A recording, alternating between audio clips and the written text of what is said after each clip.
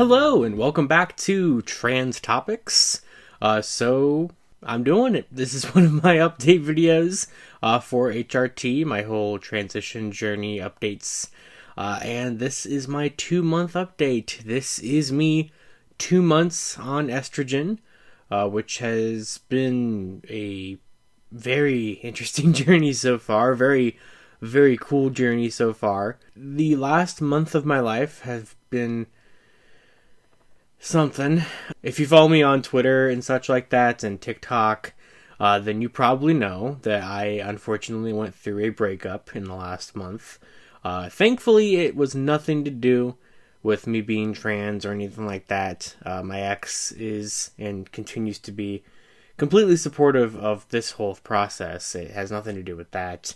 Neither of us did anything, wrong or, bad to each other. We just wanted different futures and drifted apart. And it sucks, and that really hurt. But the reason why I'm even bringing it up is because, well, first of all, it's an important update to talk about from the last month. But also because the HRT really affected the way that I felt about it, I feel. Today for my update, and I kind of want to do this on all the updates, I want to talk about like the mental changes, the emotional changes, and the physical changes, right? Those are like kind of the big three categories that are kind of important to touch on, I feel. And a lot of it so far has been the mental and emotional changes, right? So because the physical, all of this is a slow process. I'm on the lowest dosage of estrogen, with being the 1 milligram twice a day, and then the 50 milligrams twice a day of spironolactone. So it's still the lowest doses of, I think, pretty much of both of those that I can get currently. And hopefully I will get those raised.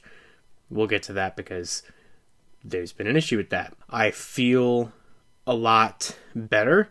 I'm not going to say happier because I've had things like the breakup and I've had a lot of job rejections and I've had a lot of external factors that have made me very depressed, very upset, very angry. I've also had a lot of things that have made me very happy. There's been a lot of really cool gender-affirming moments. I've had some great days with friends where I went out and took amazing pictures and just had a fun time and, was able to smile and cry of tears of happiness instead of just sadness, I don't even know what I'm crying about this time. It could be so many different things.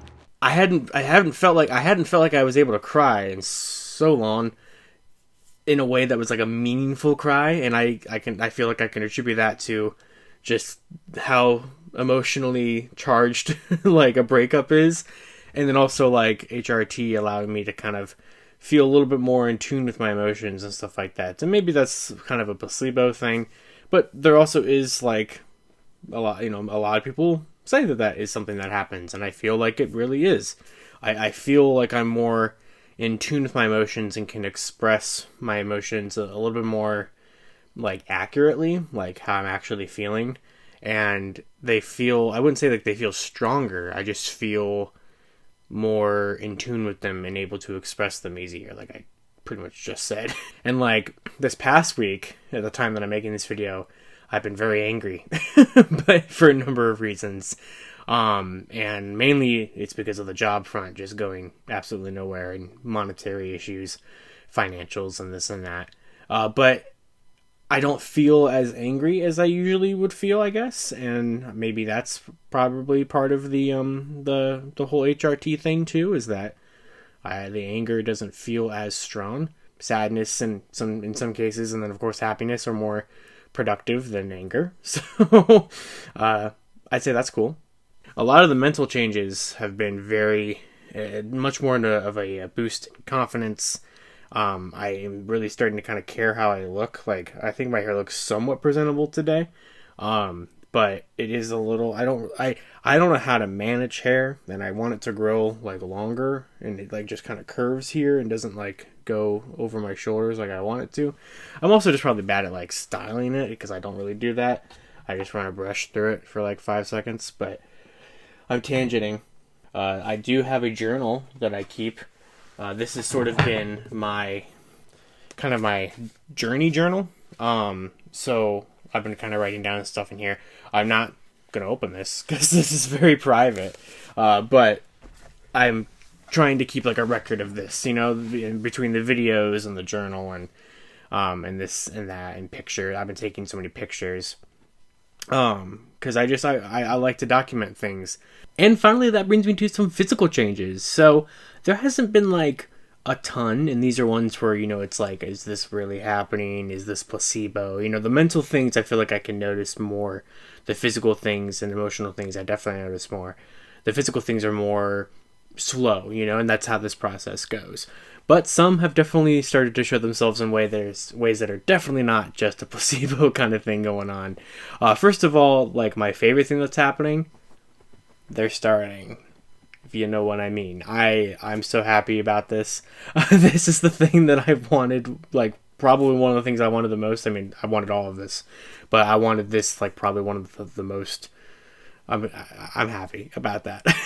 So, to prepare for that, I've been wearing a bra since like the end of July, or actually since like the beginning of July. So anytime you see me on like Geek Each Week or any pictures or TikToks or whatever, or videos where you see my face, I'm probably wearing one. I can probably still get away with not wearing one, but I have been wearing it out in public and everything like that just because I got to get used to it. I want to get used to it. I like how it feels. It's very gender affirming to me to do that. Like there was one time I was putting my shirt on and I like accidentally did this. I don't even know how I did that. Ow. It was like a weirdly affirming experience because it was like, how did you even do that? But ooh, man, you know, you know, my skin has definitely continued to get smoother, I feel. I have also been trying to keep it shaved, you know, every once in a while. I don't shave my arms and legs and chest as often as like my face. Like every time I shower, I shave my face, and if I'm going to be on camera, I shave it. I'm not like the 100% greatest at it. Like there's still like a little bit of like a shadow here I can see, and you know, there's like little razor marks and stuff on my neck. It's not perfect. I would like to get laser to remove all of this nonsense. Speaking of hair, I definitely feel like it's gotten a little softer and I can feel the texture difference on it. I like running my hands like through it now. It feels nice to kind of do this and sort of try to de-stress, you know, just kind of be like, you know, kind of twiddle with it or whatever. I don't know. But it feels less oily. My entire body feels less oily. Like my nose feels less oily, even though I can see like the shine of it on the camera right now. But like, yeah, like things like feel like literally feel different. Like, 'cause I even feel like the skin on my fingers has felt different. I've felt my heat tolerance, I feel, has gone up. My alcohol tolerance has gone down, which is not necessarily a bad thing by any means, because I am a drinker, not like obsessively or like a lot, I feel, but it's not bad to be able to drink less and still feel it, because that can save me some money at bars and stuff like that, so that's cool. Honestly, the only negative physical thing I feel that like was also still kind of affirming, kind of like the chest pain, was this. So I don't know if I can even say it on YouTube, to be perfectly honest with you, but that's been certainly happening. It's also a subject that like I'm a little like I don't want to make people uncomfortable with personally, and I like this is probably like on the very much borderline of TMI. So let's just say that's definitely been happening. It's definitely hurt, and as you might have read there, if you paused and read it, I know how I can kind of help it, but I can't because of my body dysphoria. It just does not allow me to solve that. I can't do it. But I think that's pretty much like the main mental, physical, emotional changes that I can think of. I'm trying to lose some weight. I've been doing a lot more walking and stuff like that. I'm at 242 pounds right now, just for reference. And like, I don't think I look like the most obese or fat or anything like that, but I definitely want to and should lose some. You know, that way things can become a little bit more pronounced and I can actually look feminine and stuff like that, because I definitely do not look feminine right now at all, and I know that, and it takes time, and I'm willing to give it that time. So we shall see how that goes. Now, one of the hurdles that I'm trying to overcome right now, which I kind of mentioned earlier, it was that my doctor basically I decided to finally tell him that I'm taking HRT because I got my HRT through Planned Parenthood and not through him, and I wanted to switch the prescription over to him. And I just had my appointment the other day. Like, at the time you were seeing this, on the 11th, I had the appointment on the 9th. And he was like, I'll take over your spironolactone prescription. And so he gave me another 3-month dosage of that, which will start in October. But he refused to prescribe me the estradiol. So, because he said it's not his area of expertise, and he doesn't feel comfortable prescribing it. And I'm like, okay, fine. Like, I wasn't going to argue with him on it. But now I'm trying to decide, am I going to continue to get it through Planned Parenthood, or am I going to try to get it somewhere else? It's more of it's not a question of will I be able to get it, because I will find a way.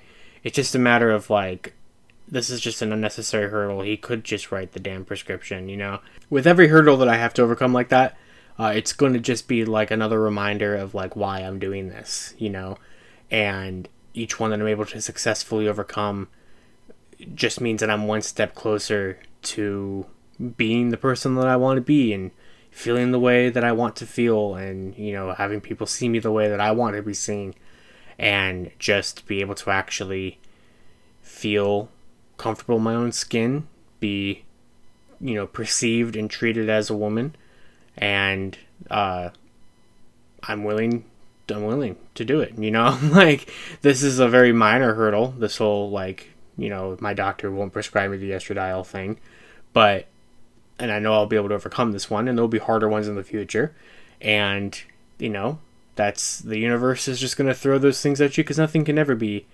anything worth it can never be easy. So let me know down in the comments below if you have any questions. I love answering questions about this and talking about this. It's never not fun to talk about myself, but I think this is all super cool and fascinating and exciting to me, so I love to gush about it. If you'd like to see, like, little updates, I'll probably try to post some things more, like, shorts and stuff like that, kind of, probably here on the channel, but I've also just been, when I feel like it, making impromptu TikToks that sometimes have something to do with the transition stuff, and most of the time do not, over on my Living Ranger Key TikTok account. Of course, you can follow me on Twitter at Living Ranger Key for personal updates. And then, of course, if you want to follow my 3 different channels and all the news about that, you can subscribe to all 3 of them here on YouTube, and follow me at LightLockedProd on Twitter. Alright, well, thank you all for the support. It really means a lot. I know there'll be stupid comments on here too, but that's just how we live with this. So that's going to be it. So thank you all for watching. I will see you all later.